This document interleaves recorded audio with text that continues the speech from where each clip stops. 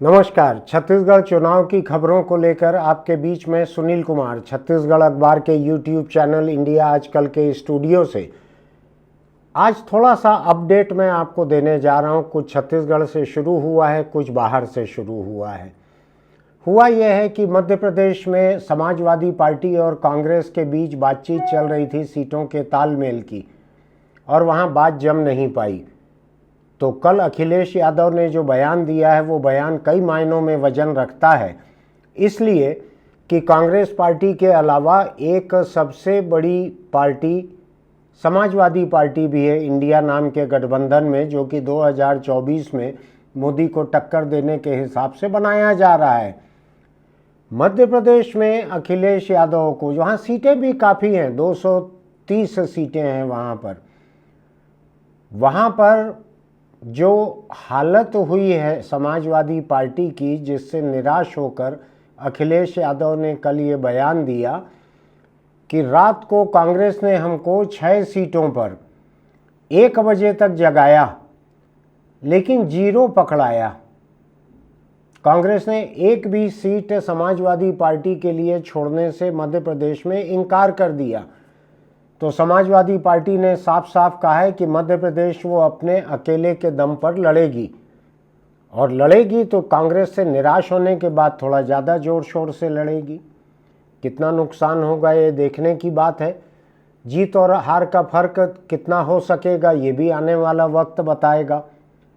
लेकिन समाजवादी पार्टी ने ये भी साफ कर दिया है कि मध्य प्रदेश की तरह वह इंडिया नाम के गठबंधन में सीटें साझा नहीं हो रही, मध्य प्रदेश में नहीं हो रही। बाकी जगहों के बारे में क्या होगा, अखिलेश के तेवर थोड़े तिरछे दिख रहे हैं।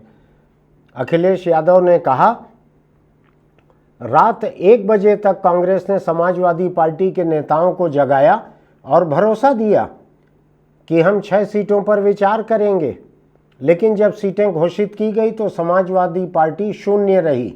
यदि हमें पहले पता होता कि विधानसभा स्तर पर इंडिया नाम का कोई गठबंधन नहीं होने वाला है तो हम उसमें कभी मिलने ही नहीं जाते के 2 मतलब हो सकते हैं। शायद इंडिया नाम के राष्ट्रीय गठबंधन में भी समाजवादी पार्टी शामिल नहीं हो सकती, ये भी एक मतलब उसका हो सकता है। गिने चुने शब्दों में बयान आया है तो इसका खुलासा देखने के लिए इंतजार करना पड़ेगा। लेकिन मध्य प्रदेश के पिछले कांग्रेसी मुख्यमंत्री कमलनाथ, जो कि अभी पार्टी के अध्यक्ष भी हैं, अकेले सर्वे सर्वा हैं विधानसभा चुनाव के, उनसे जब चुनाव के बारे में कुछ सवाल पूछे गए, उन्होंने बड़े दमखम से कहा कि हम बहुत अच्छे से जीत रहे हैं, बहुत अच्छी हमारी लिस्ट है। जब अखिलेश यादव के बयान के बारे में कमलनाथ से पूछा गया तो उन्होंने इस सवाल को झिड़कते हुए कहा, चेहरा दूसरी तरफ करते हुए कहा, अरे क्या अखिलेश वखिलेश। सर, अखिलेश यादव ने आरोप लगाया कि उनने भी बोला, अरे भाई छोड़ो अखिलेश बेटे, अरे भाई छोड़ो अखिलेश बेटे, अरे भाई छोड़ो अखिलेश बेटे।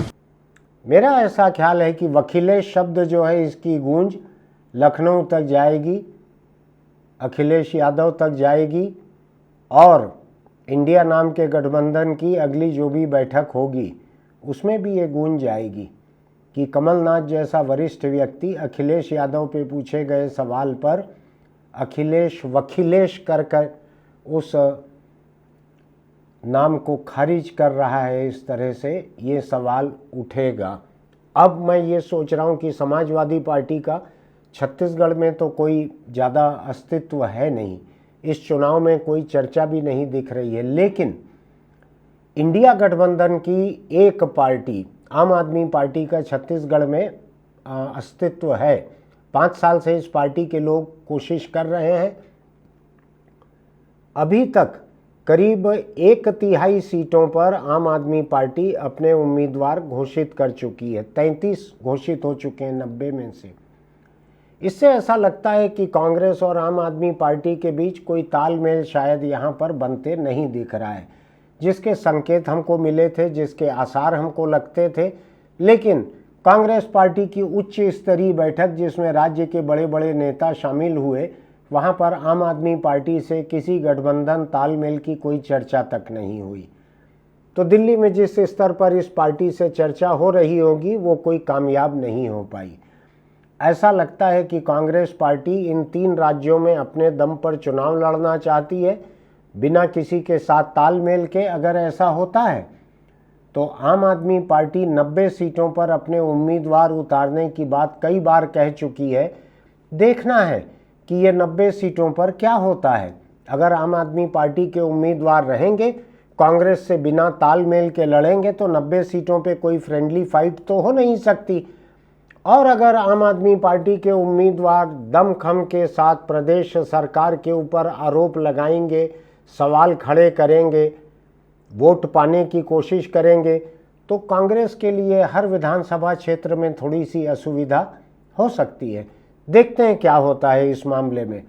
दूसरी बात, लगे हाथों मैं आपको ये भी बतला दूं कि छत्तीसगढ़ में तीसरा मोर्चा जो कि बना नहीं है, लेकिन तीसरे मोर्चे की पार्टियां जो हो सकती थीं, जिनमें आम आदमी पार्टी है, जिनमें अरविंद नेताम की हमर राज पार्टी है, जिनमें जोगी कांग्रेस है, जिनमें गोंडवाना गणतंत्र पार्टी है और जिसमें बसपा है।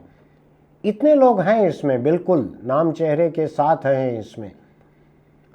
इन लोगों का क्या रुख रहेगा, ये चुनाव में सभी जगहों पे कैंडिडेट उतारते दिख रहे हैं। अभी जब मैं मेरे एडिटोरियल रूम से उठ के आ रहा हूं तो जोगी कांग्रेस के 16 उम्मीदवारों की एक लिस्ट दिख रही है, अभी जारी हुई है। तो इसका मतलब यह है कि वो भी अब तेज़ी से अपनी लिस्ट जारी करते रहेंगे। उनका कांग्रेस के साथ तो कोई तालमेल दिख नहीं रहा है। हो सकता है भाजपा के साथ कोई अघोषित तालमेल हो, जो कि पहले भी जोगी कांग्रेस का रहते आया है। खैर, इतिहास की बात क्या करें, आज वर्तमान और भविष्य ही सामने खड़े हुए हैं। तो देखना यह है कि ये तमाम छोटी पार्टियां अगर छत्तीसगढ़ में लड़ती हैं कांग्रेस और भाजपा के मुकाबले, जिसके आसार मजबूत हैं। गोंडवाना और बसपा मिल के लड़ रहे हैं, उन्होंने सीटें भी आपस में बांट ली हैं। हमर राज पार्टी 50 सीटों पर लड़ना चाहती है, लेकिन हो सकता है बढ़ भी जाएं कैंडिडेट उनके। जोगी कांग्रेस भी जिस दमखम के साथ अमित जोगी का दौरा चल रहा है, हो सकता है ये भी काफ़ी कैंडिडेट उतारें। इनके बारे में मैंने कुछ एक राजनीतिक विश्लेषकों से जब बात की तो उनका यही मानना है, मेरा भी यही मानना है, कि इनमें से हर कोई कांग्रेस के ही वोट खराब करेंगे, कांग्रेस के ही वोट काटेंगे। इनमें से कोई भी भाजपा के वोट काटने वाले नहीं है। ये परंपरागत रूप से कांग्रेस के वोटर्स के वोट हैं।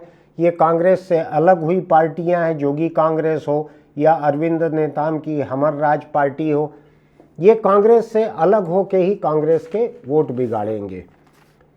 तो ऐसा लगता है कि इन दोनों तीनों चारों पार्टियों से कांग्रेस को अधिक नुकसान पहुंचने वाला है। आम आदमी पार्टी से तालमेल नहीं होगा तो ये पंजाब और दिल्ली की सरकार के बदौलत कुछ ताकत से यहाँ चुनाव लड़ेगी और कांग्रेस को हो सकता है खरोंच से थोड़ा ज़्यादा नुकसान हो। अब मैं छोटी छोटी दूसरी जानकारियाँ जो अभी मेरे उठते उठते सामने आई है, उनमें यह है, कांग्रेस ने अंतागढ़ से अनूप नाग अपने एमएलए का टिकट काटा है।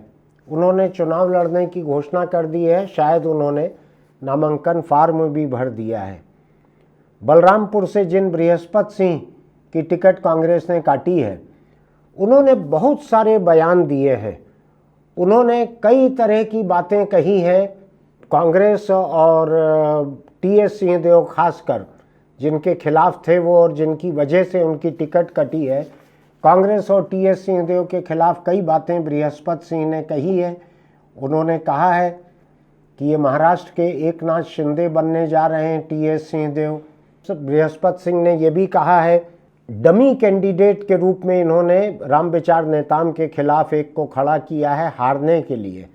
उन्होंने ये भी कहा है कि कांग्रेस और टीएस सिंहदेव ने एक समझौता कर लिया है बीजेपी से और उसके मुताबिक इन्होंने रायपुर से बृजमोहन अग्रवाल के खिलाफ रामसुंदर दास महंत जी जो हैं उनको टिकट दी है हारने के लिए।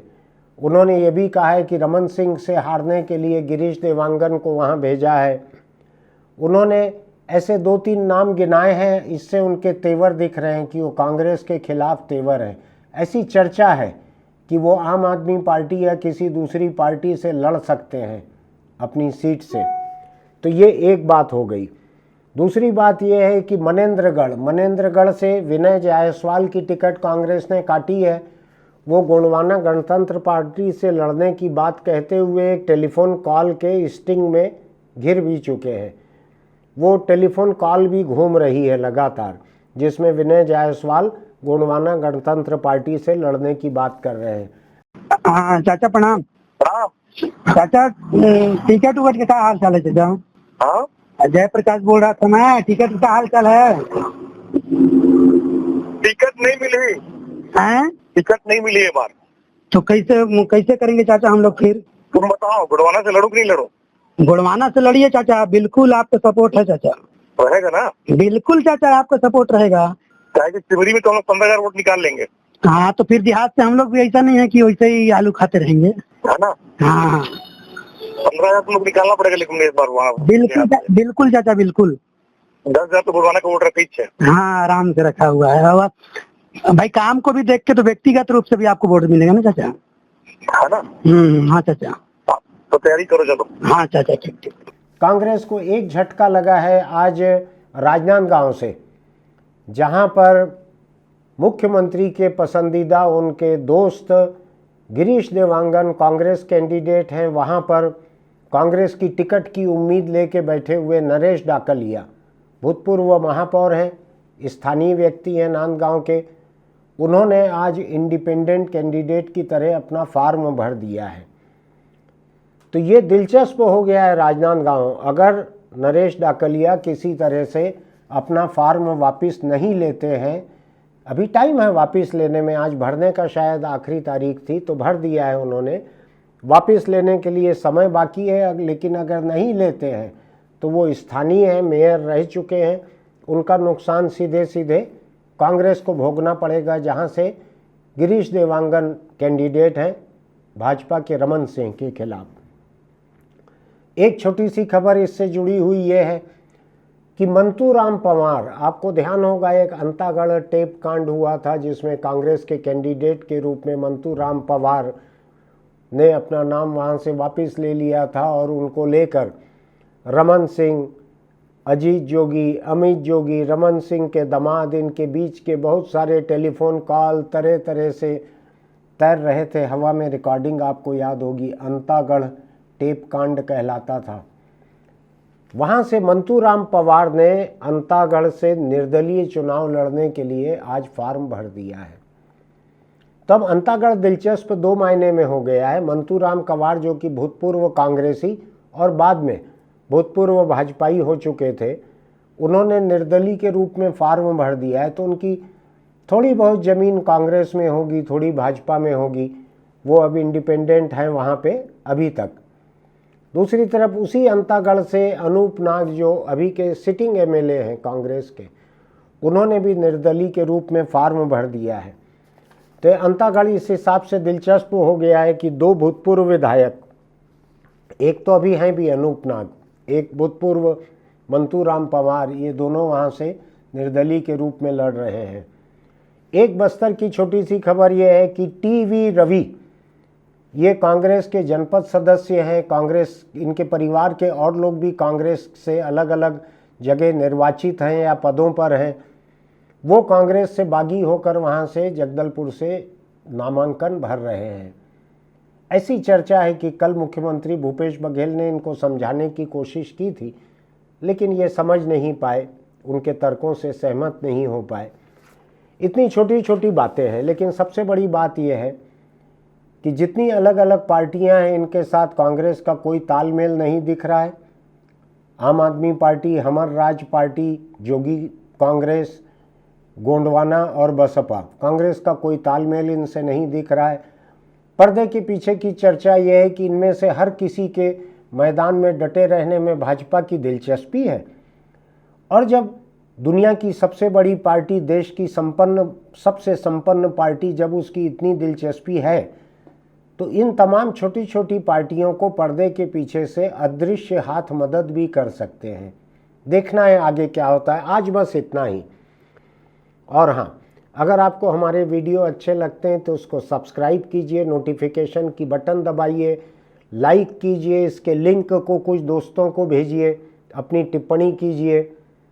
फिर मिलते हैं। As Mahatma Gandhi once said, be the change you want to see in the world, and I believe the change begins right here.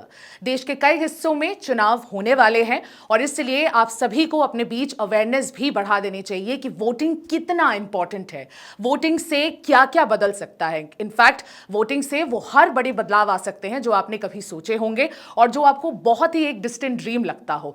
Voting से वो सारी चीजें आपके पास आ सकती हैं जो आपने कभी सोचा हो कि आपके हक में हो, और इसीलिए आप सभी को बढ़ चढ़ के जिस समय पोलिंग होगी उस दिन ग्रुप्स में ये डिस्कस करके उस दिन पहला आपको ये काम सेट कर लेना है कि पहले आपको दिन में वोट करना है और उसके बाद ही आपको बाकी सारे काम करने हैं। बढ़ चढ़ के वोट करें, ज्यादा से ज्यादा संख्या में बाहर आए और देश के इस पॉलिटिकल लैंडस्केप में बदलने में अपना पूरा किरदार निभाएं। इनफैक्ट ये एक ऐसा हक है जिस पे आपको जीएसटी भी नहीं देना पड़ेगा।